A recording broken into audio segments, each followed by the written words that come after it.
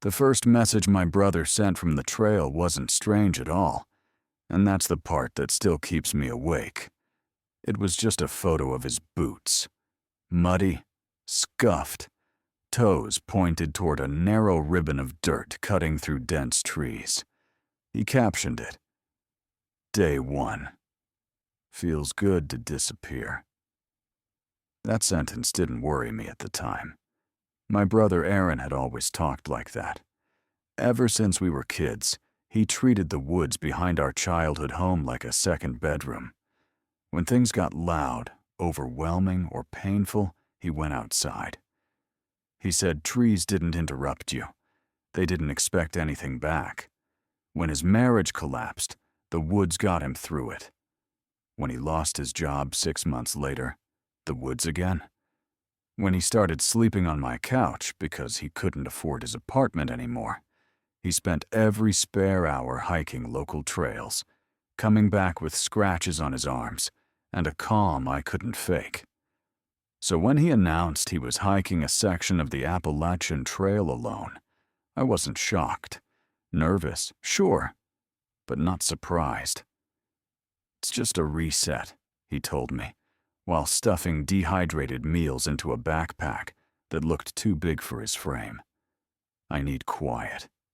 Real quiet." Our parents were split on it. My mom cried and hovered. My dad pretended he wasn't scared by reciting statistics about how many people finished hikes safely every year. I watched Aaron carefully during those weeks of preparation. He smiled more. He slept. He ate. Something in him had lifted. The night before he left, he hugged me longer than usual.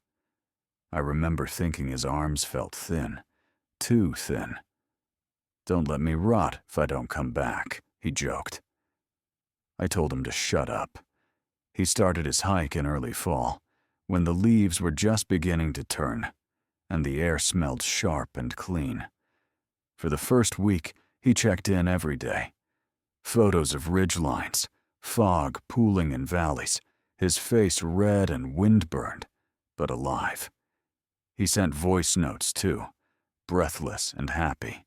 "Best sleep I've had in years," one message said. "It's so quiet at night it's loud." On day 8, the photos changed. They were still beautiful technically, forests drenched in amber light, narrow paths swallowed by shadows. But something felt off. In every image, just at the edge of the frame, there was a blur, a darker shape where the light should have been. I assumed it was motion blur, a branch, a trick of the camera. Aaron stopped sending voice notes. Texts came every couple of days instead of every day. Short ones, generic. "Good miles today. Weather's turning. Signal bad, but I'm fine." My mom started counting the days between messages. My dad told her to relax. I told myself that solitude doesn't look the same from the outside. 3 weeks in, the messages stopped entirely. At first, I wasn't alarmed. Then 4 days passed. Then 7. My mom called park services. They asked reasonable questions. Where exactly did he start? What was his planned route? Had he officially registered his hike? Did he have emergency contacts? We answered everything. They told us gently that nothing suggested an emergency yet. "People go dark out there all the time," the ranger said. "Sometimes they want to." That night, a photo arrived. No text, just an image. It was taken at dusk. Trees silhouetted against a bleeding orange sky. The trail stretched forward, empty.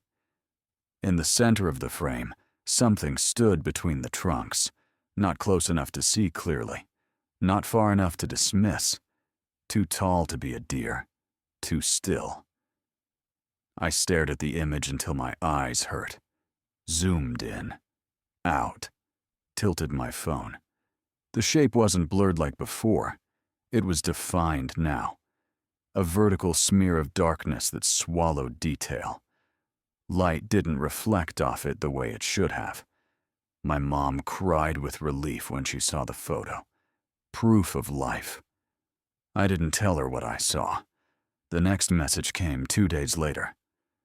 I think something followed me today. I typed a response immediately, then erased it, then typed again. What do you mean, followed you? The reply came an hour later. Hard to explain. Probably nothing. Woods mess with your head. I didn't sleep that night.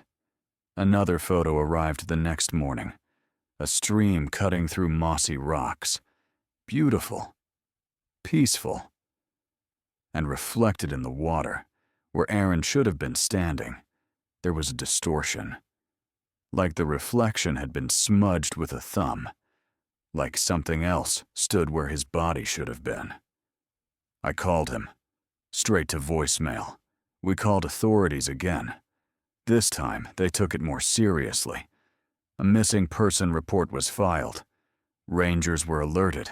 Search teams were discussed. Before anything could be organized, Aaron came home. I heard the front door open around midnight. I assumed it was my dad, coming back from work. I didn't look up until I smelled it. Not sweat. Not dirt. Something sour. Rotting. Sweet and wrong. Aaron stood in the doorway, silhouetted by porch light. He looked assembled, like someone had put him together in a hurry. His clothes hung loose on him. His hiking pack was gone. His hair was matted, clumped together, as if something viscous had dried in it. When he smiled, his lips cracked and bled. "Hey," he said. His voice sounded delayed, like it arrived half a second after his mouth moved. My mom rushed forward, sobbing, clutching his face. He didn't hug her back. His arms stayed at his sides, fingers twitching. He smelled worse up close, like spoiled meat left in the sun. "You okay?" my dad asked carefully. Aaron nodded too quickly. "Yeah, just tired." He collapsed on the couch and fell asleep instantly. The next day, he ate like he'd never eaten before. Whole plates of food, barely chewing. He kept glancing toward the back door between bites, head tilting as if listening to something outside we couldn't hear. When I asked him about the hike, he stared at me too long. It was full, he said finally. "Full of what?" I asked. He smiled again. "Everything." That night, I woke to the sound of scraping. I followed it to the kitchen. Aaron crouched on the floor, back to me, shoulders moving in sharp jerks. Something lay between his hands. Small. Furred. When he turned his head, his jaw worked strangely, stretching wider than it should.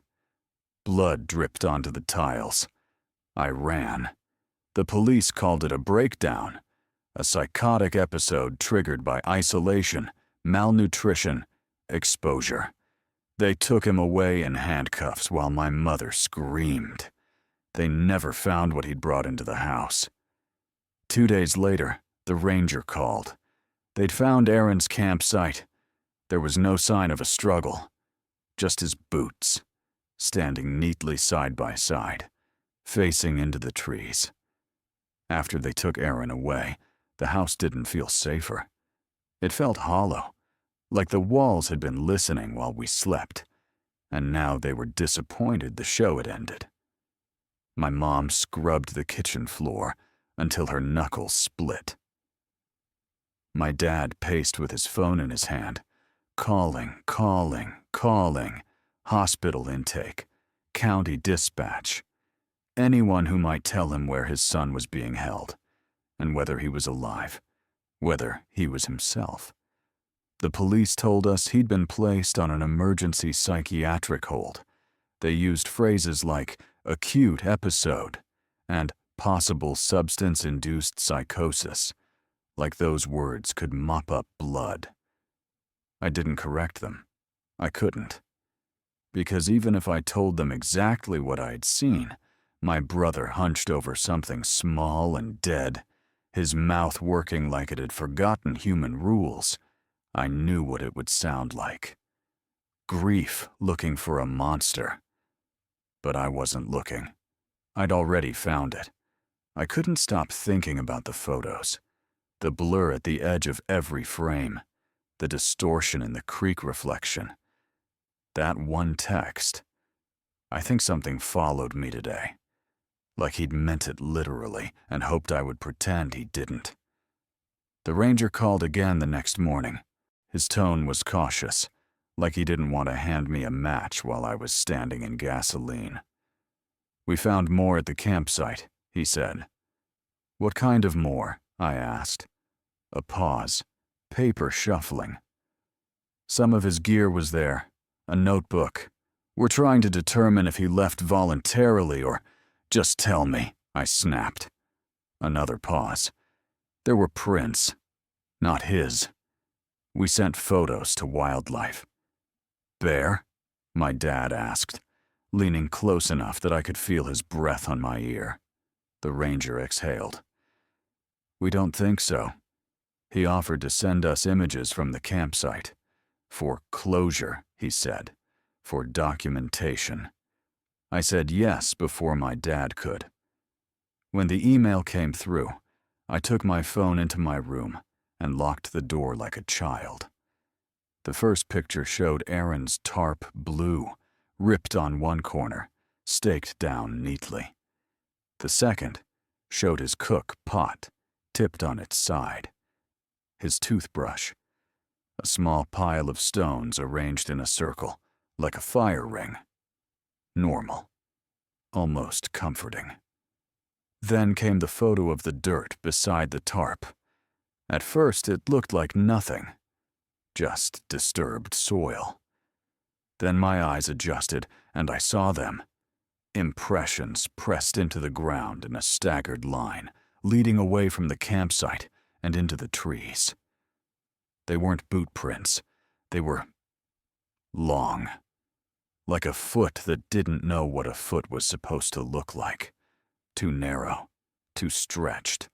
Each impression had a deep point at the front, like the toes were fused into a single wedge. What chilled me wasn't the shape, it was the spacing. Each step was far apart, like whatever made them moved with an effortless stride, like it didn't get tired, like it didn't stumble on rocks or roots, like gravity was a suggestion. I stared at that photo until my eyes burned. Then I opened the next attachment. Aaron's notebook. Most of it was normal trail stuff.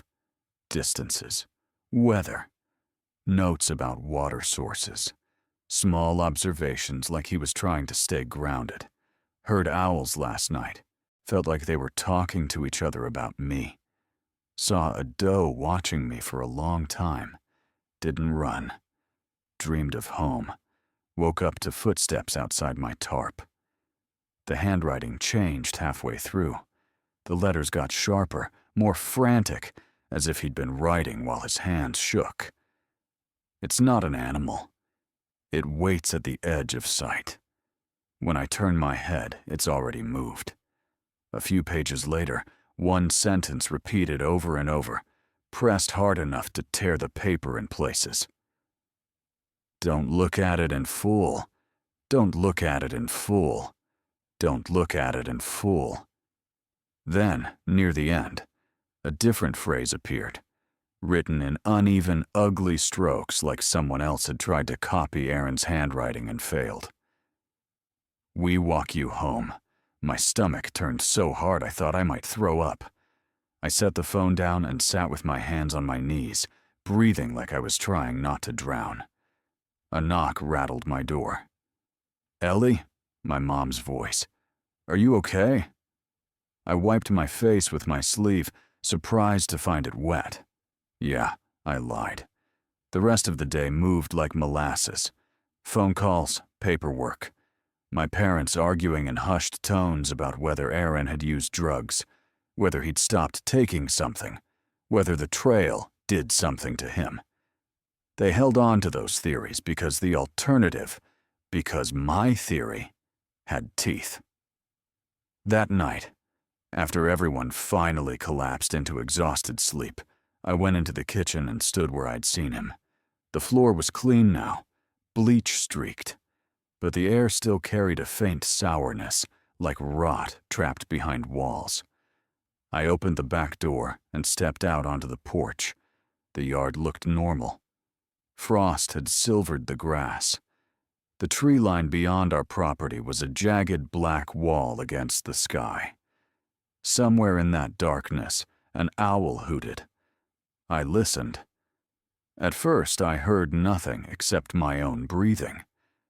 Then, very faintly, from the woods, a sound like a slow knock, not on wood, on glass. Thunk.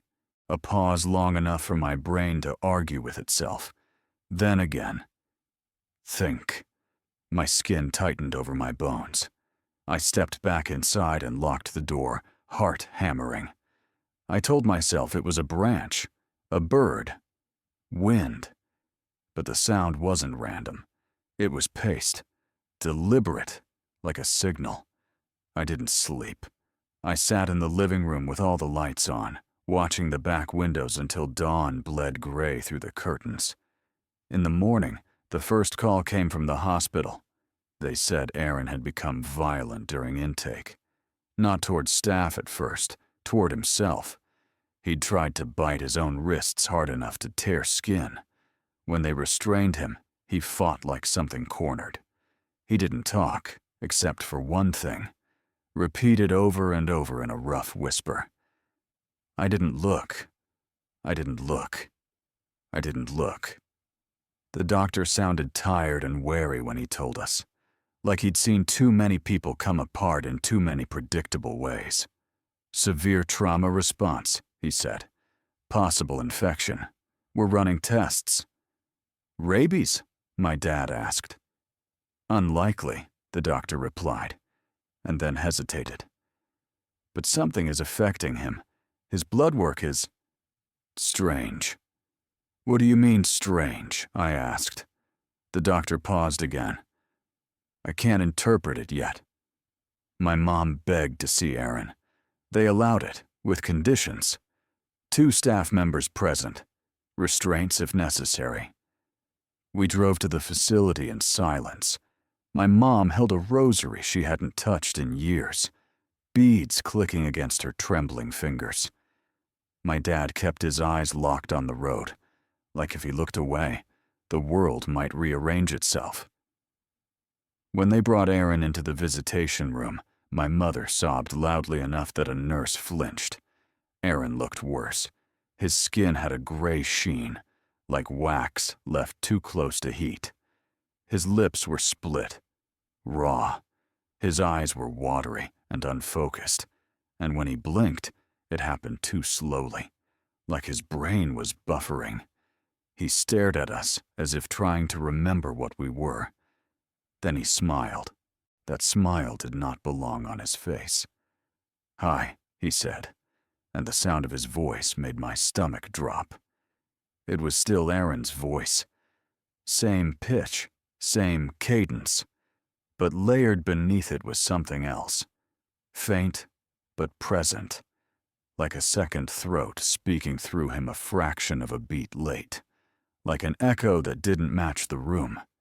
My mom reached for him, but the nurse gently blocked her. "Aaron," my dad said, voice cracking.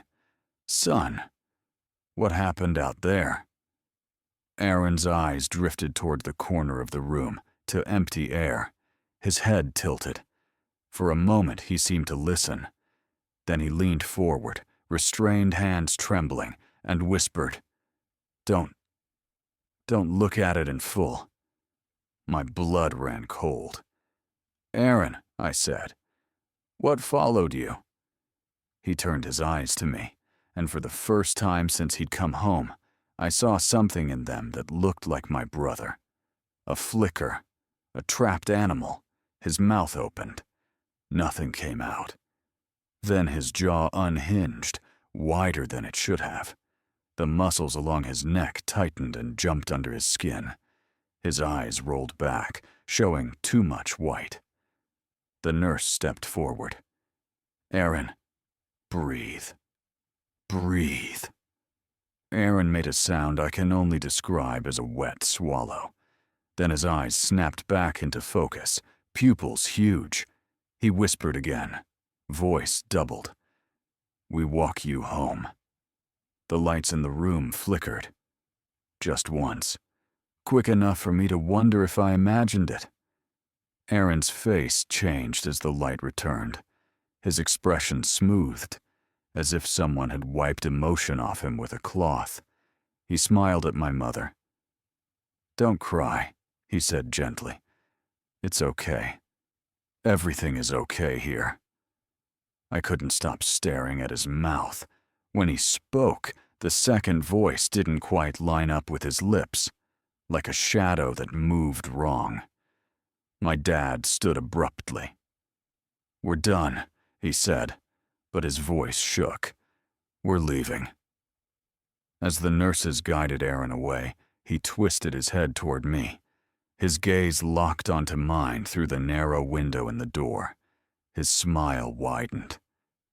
And behind his eyes, something looked back. Something that had learned Aaron's face like a language, but didn't understand meaning. That night, back home, my parents argued behind closed doors.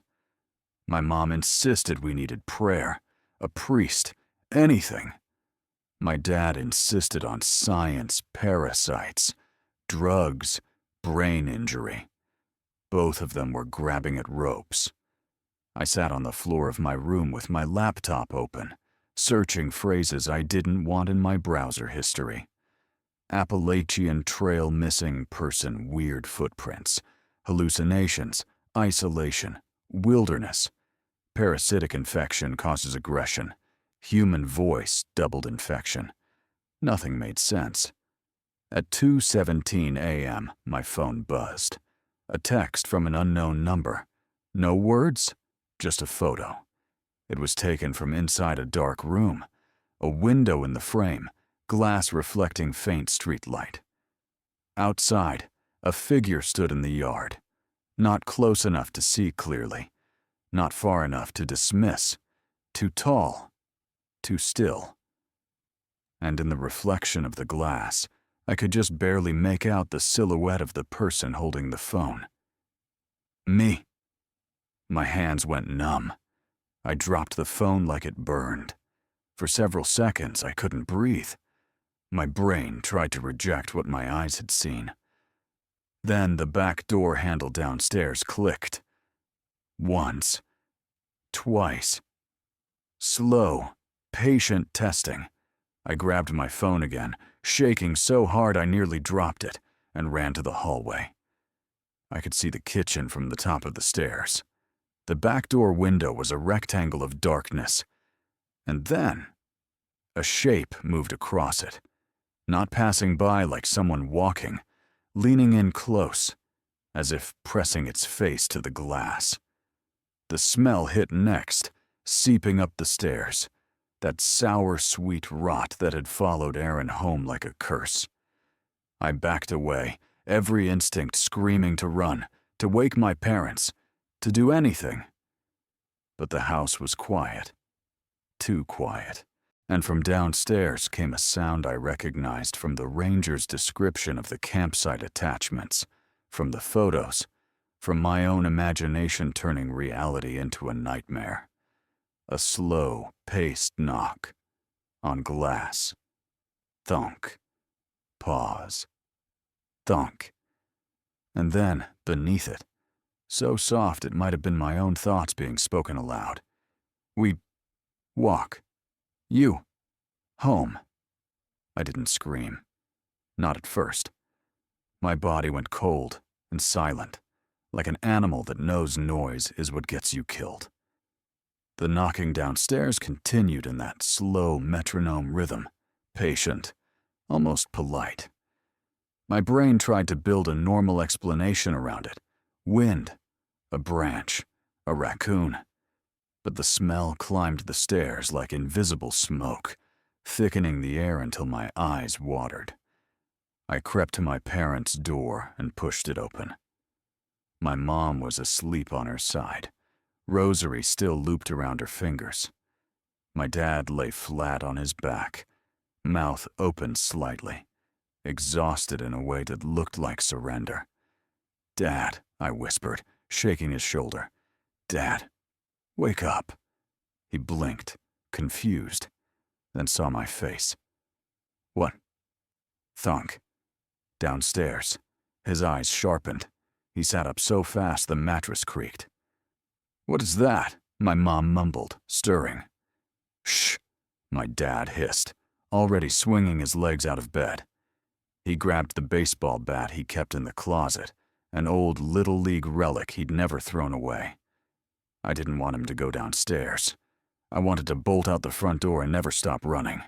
But my father was already moving into the hall, bare feet silent on the carpet, shoulders tense. We reached the top of the stairs. The kitchen was black except for the faint glow of the microwave clock. The back door window was a darker rectangle inside the dark. And in that rectangle, a shape filled the frame. Not a face. Not really. Just a vague suggestion of a head. Too long, leaned too close to the glass, as if it was trying to push through by will alone. My mother gasped behind me, a sharp intake that turned into a sob. My dad raised the bat and stepped down one stair. "Who's there?" he called, voice loud on purpose. Brave on purpose. The knocking stopped. For one long second, there was nothing but the tick of the wall clock and my mother's breath hitching in her throat. Then the doorknob turned. Slowly. Smoothly. As if the hand on the other side knew exactly how our lock worked.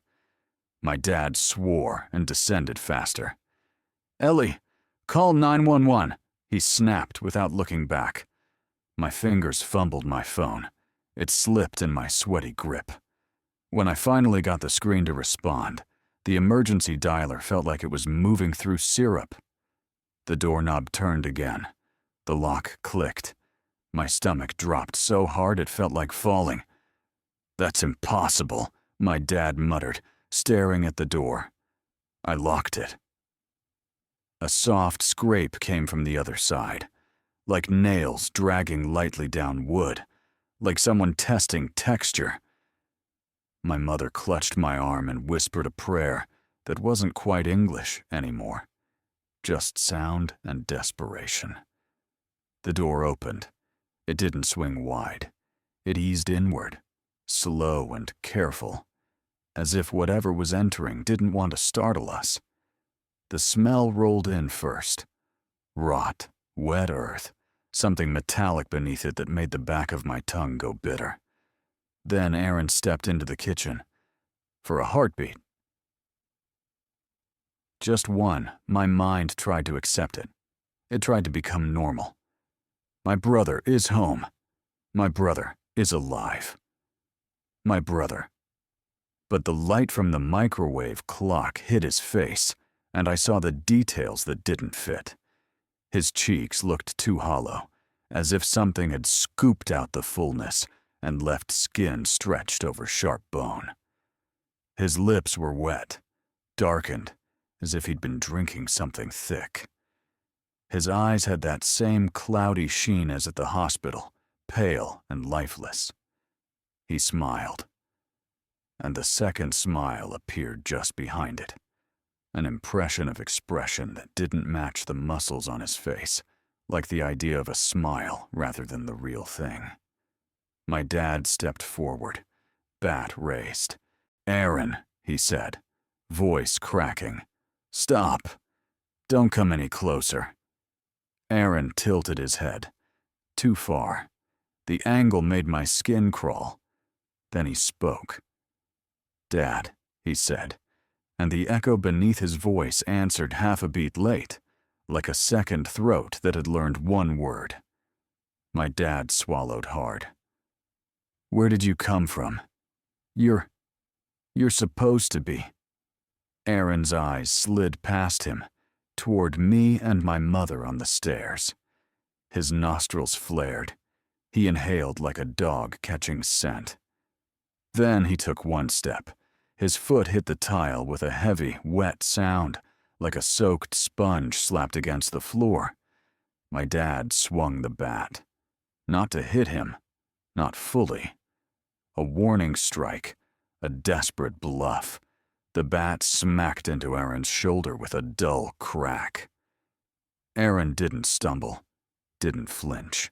His head turned slowly toward my dad, eyes widening slightly, as if curious.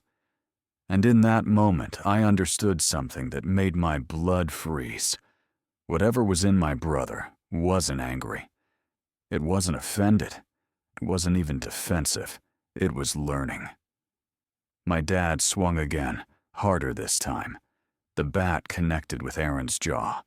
I heard the impact, heard bone or teeth. Something shift. Aaron's mouth opened, too wide. Not like a scream, like a hinge had been installed where a jaw should be. His tongue moved strangely inside his mouth, like it had too many joints. My mother screamed. I forced myself to keep dialing. The 911 operator picked up, voice suddenly present and calm like an anchor. 911, what's your emergency? My brother, I choked out, whisper shouting. He's in my house. He broke in. Please, please. A crash cut me off. Aaron had lunged, not at my dad, at the bat. He grabbed it with both hands, fingers wrapping around the wood with jerky precision. His nails looked dark, too long, dirt or dried blood wedged underneath. My dad grunted, trying to pull it back, but Aaron's grip didn't budge. My dad's face went red with effort. Let go. Aaron smiled again. Then he yanked. The bat ripped from my dad's hand so fast it made a sound like a whip crack. My dad stumbled forward, and Aaron stepped into him with unnatural smoothness, shoulder slamming into my father's chest. My dad hit the kitchen counter hard. The breath left him in a wheeze. Aaron lifted the bat. For a split second, my brain screamed, "That's my brother. Don't let him." And then another part of me, the older, colder part, answered, "That's not him." Aaron brought the bat down. Not on my dad's head. Not that dramatic. Not that clean. He struck my dad's arm as my father raised it to protect himself. There was a wet, snapping sound. My dad screamed, a raw animal sound that yanked my mom off the stairs. She surged forward with a cry and grabbed Aaron's wrist. "Aaron, stop," she sobbed. "Stop, baby, please." Aaron turned his head slowly toward her. His eyes went unfocused, like he was looking through her instead of at her. And that second voice under his, barely audible, breathed something like satisfaction. "We walk. You home." My mom slapped him, hard. Her palm left a red mark on his cheek. For a heartbeat, Aaron's expression changed. His eyes flickered. That trapped, terrified look flashed across his face again, so fast I wondered if it was my imagination. He whispered, very softly, almost inaudible, like the real Aaron was buried under layers of something heavy. "Ellie, don't look." Then his head snapped back to that wrong angle, and the flicker vanished. My mother backed away, sobbing. My dad crawled, cradling his arm, face slick with sweat. I pressed the phone to my ear, voice shaking. "Please hurry," I begged. "He's hurting my dad. He's not right." "Officers are en route," the operator said. "Can you get to a locked room?" The only lock in the house was the bathroom, same as always. My mind raced. We couldn't leave my dad. We couldn't leave my mom. But we couldn't stay where Aaron the Thing could reach us. Aaron's eyes moved again, tracking us as if we were prey in a pen. He took one step toward the stairs, then another. He moved with that same heavy, waterlogged certainty, and the smell followed him, thick and choking. My mother grabbed my dad's good arm and hauled. "Up!" she hissed. "Up, now!" I dropped the phone into speaker and ran down 2 stairs to help. My dad's face was pale, lips trembling, but he forced himself to stand. Aaron reached the bottom step, and then, suddenly, he stopped. His head tilted, his body stilled completely. He was listening again. I held my breath. From outside, faint but rising, came the wail of sirens. Aaron's lips parted. He made a sound like a low inhale. Not fear, recognition. He turned, not fast, but smoothly toward the front of the house. And he moved. Not walking, not running. Something in between, like the body was being guided by strings pulled from outside. We stumbled backward, dragging my dad toward the hallway. I heard glass crunch as Aaron stepped across the kitchen. Then another sound, something like fingernails tapping lightly against the wall as he passed. We got my dad into the bathroom and slammed the door. I turned the lock with shaking fingers. The sirens grew louder. Red and blue light flashed through the small frosted window, painting the bathroom walls in pulses. On the other side of the door, the house creaked. Then footsteps. Slow, heavy approached. My mom covered her mouth to keep from crying out loud. My dad sat on the closed toilet lid, clutching his broken arm, eyes squeezed shut in pain. The footsteps stopped right outside the door. Silence. I lowered myself to the floor, pressing my face close to the gap under the door, trying to see. At first I saw nothing. Then, slowly, a shadow leaned down. A pale eye appeared in the gap. Not Aaron's eye. Too light, too cloudy. The pupil too wide, black like a hole. It stared directly at me, as if it knew exactly where my face was on the other side. I jerked back with a strangled gasp. The doorknob turned. Once. Twice. Then the door shuddered as something heavy hit its shoulder first. My mom screamed. My dad tried to stand and nearly collapsed again. The door bulged inward with another hit, and then another. Each impact rattled the frame. The lock held, but I could hear the screws protesting, wood cracking. The operator's voice blared from my phone speaker, tinny and frantic. "Ma'am, officers are at the front of the residence. Stay where you are. Do not open the door unless instructed." Another slam. This time, the door splintered near the latch. A thin crack spidered outward. My heart pounded so hard I thought it might burst. And then, silence. Not the pause between hits. Real silence, like the sound had been turned off. My mom sobbed quietly, rocking. My dad's eyes were wide, fixed on the door, like he expected it to melt. From somewhere else in the house, we heard shouting. "Police! Drop it! Drop it now!" A pause. Then a sound that made my stomach flip. The wet slap of bare feet on tile. Fast now. Charging. A taser crackled sharp. Electric. A gurgling, throaty noise followed, like air forced through something that wasn't built for it. "Again!" someone yelled. Another crackle. Then gunshots. Loud, concussive, shaking the bathroom mirror. My mom screamed my brother's name like it was the last thread tying her to reality. After the final shot, there was a heavy thump, like a body hitting the floor. Then boots, more shouting, radios crackling. A fist pounded on the bathroom door. "Ma'am! Ma'am! It's the police! Open the door!" My hand shook so badly it took 3 tries to turn the lock. When I pulled the door open, the hallway was filled with officers, their flashlights cutting harsh beams through our familiar home.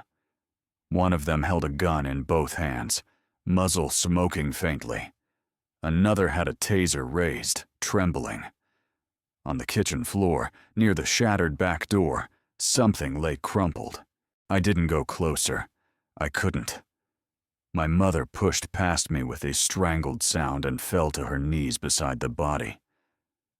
"Aaron," she whispered, touching his hair with shaking fingers. "Aaron." One of the officers grabbed her shoulders gently but firmly. "Ma'am, don't."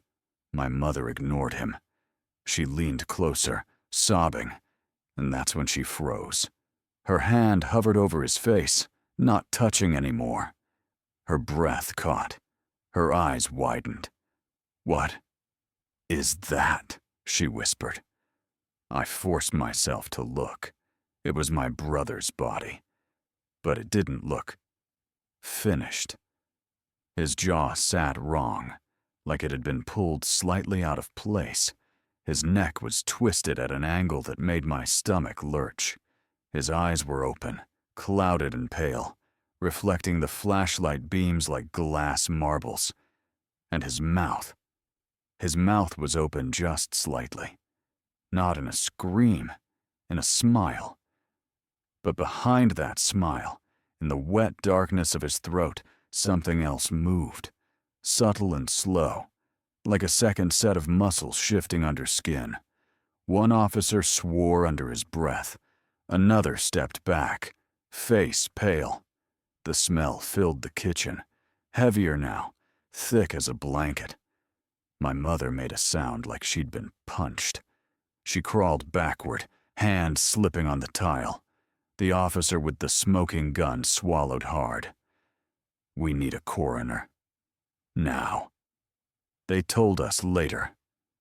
Hours later, after statements and paperwork, and my father's arm wrapped, and my mother sedated, that the autopsy would explain everything.